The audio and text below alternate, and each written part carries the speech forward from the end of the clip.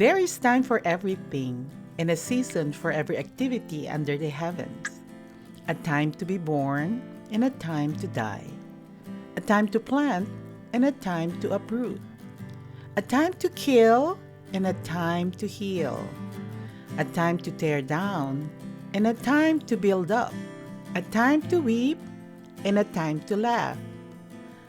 A time to mourn and a time to dance.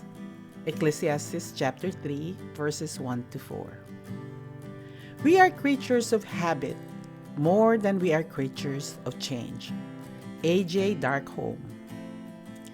Yes, there is a time for everything, and each time there is a switch. That means change, just like the scripture verses in Ecclesiastes chapter 3. We can choose to change or leave things by chance and go with the flow, or be chained in bondage and stay stagnant. I define change as creativity, honoring, affirming new opportunities for gates of excellence. Most people are resistant to change, mainly because of losing control, or fear of the unknown, or fear of failure, mistrust, etc., just to name a few. However, let's be realistic. Each moment of the day, there are changes whether we like it or not. Our responses are either fight, flight, freeze, or be in denial, deception, or destruction. And these are not the best responses. On a brighter side, I encourage listeners to respond above our natural tendencies by breaking old destructive patterns of automatic negative reactions. Instead, let's go back to basic and do the ABC. Acquaintance, possible friend. A buddy, good friend. Or companion, best friend. As we open our mind for new and even greater opportunities, these may even surprise us. In other words, we can face change with apathy or fear, or we could face change with courage and faith. Be mindful. Change can open doors to opportunities we'll never know, like growth and transformation.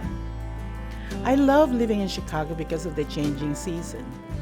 Yet I hate extreme winter. This love and hate with the changing seasons made me realize I do not have the power to change it anyway. However, I can change my perception or my response. Since I have no plans to move out of Chicago, I learned to acquaint and adapt myself to the situation. I managed to address my issues by changing my mind intentionally by choice, while my feelings flowed together with it. The will or my choice to change became much easier. Slowly but surely, I learned to face ABC and realize that change can be my BFF, best friend forever. No matter who you are, we are creatures of habit.